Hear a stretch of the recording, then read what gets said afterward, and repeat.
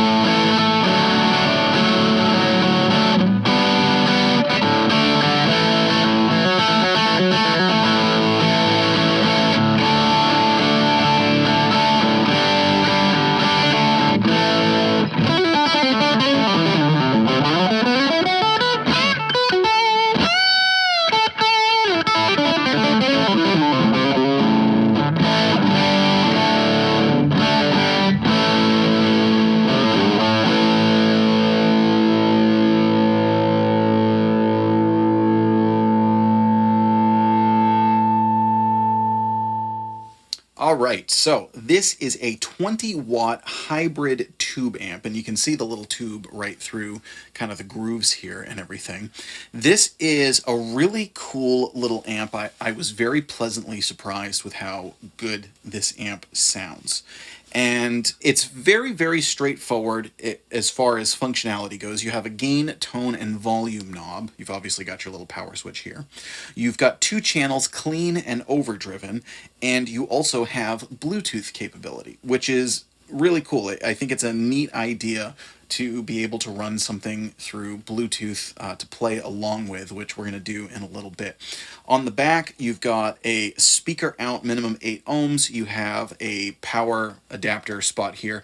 And also, and this is really cool, it has an effects loop. We'll talk about that more in a second, as well as a headphone jack for late night jamming, or if you're in an apartment or a dorm room, or wherever you might be using this amplifier. If you need to play quietly, you've got a headphone jack here. It could certainly be used for band rehearsals and things.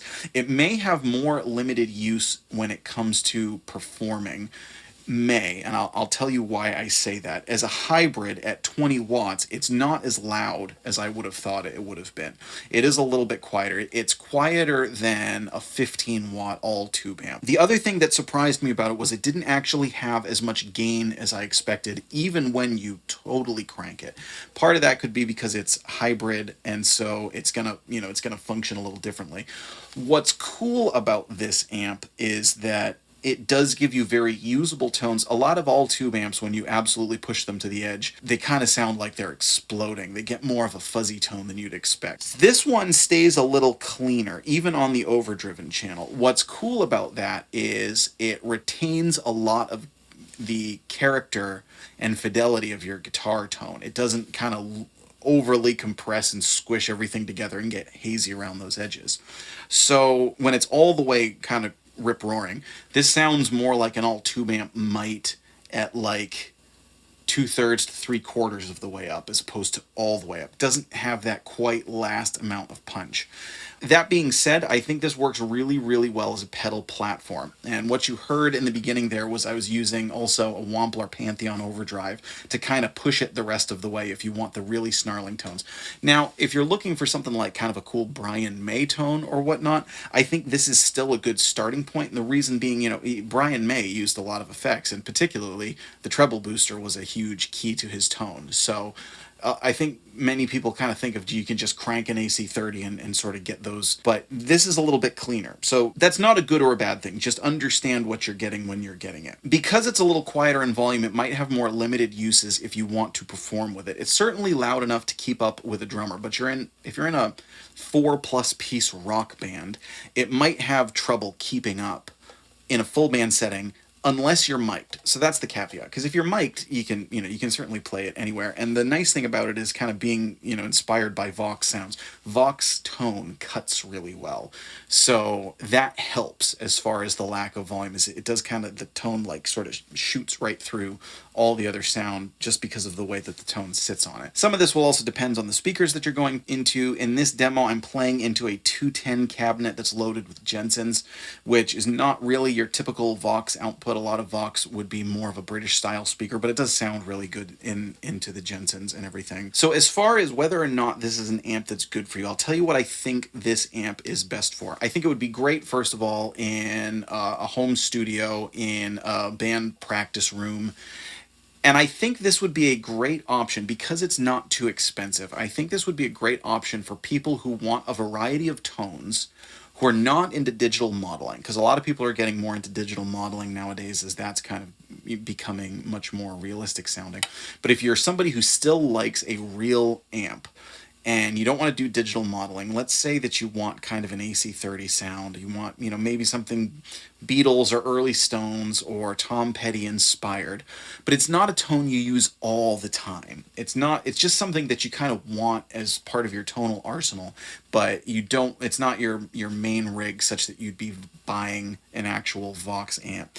This is an excellent option to add a real amp tone inspired by an AC15, AC30 that you're not going to break the bank with, but it gives you a realistic tube amp sound that you could record or do possibly some performing with, and again, certainly jamming with. I think this is a great option because it gives you that character of tone. It works great as a pedal platform. Part of that is that it also has the effects loop in the back. So if you want to put in modulation or delay, in this demo I'm actually running some reverb into that because I don't really like playing dry. Gives you a great option to experiment with AC30 inspired tones that won't break the bank. I think this is really, really cool for that. It's super portable.